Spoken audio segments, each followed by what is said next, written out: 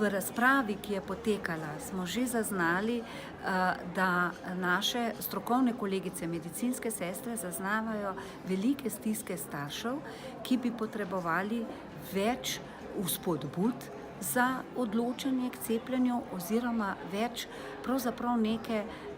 sproščenega pogovora tudi o neželenih učinkih cepljenja, tudi o možnih reakcijah po cepljenju, ki so pravzaprav čist praktične narave, ki zajemajo pravzaprav samo nego otroka s povečano telesno temperaturo oziroma najbolj enostavne stranske učinke. Takoj se je odprlo tudi niz drugih vprašanj, da pravzaprav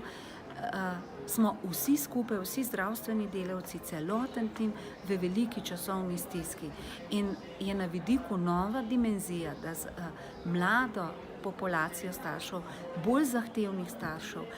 staršev, ki imajo na razpolago veliko različnih vrst podatkov, tako domačih kot tujih, potrebujejo tudi različne pomoči svetovanja, kjer bi medicinske sestre lahko odigrale zelo veliko vlogo, če bi seveda za to imele tudi na razpolago ustrezen čas, pa seveda tudi dodatno znanje. Zato že veliko razmišljanje in tudi načrtovanje specializacije,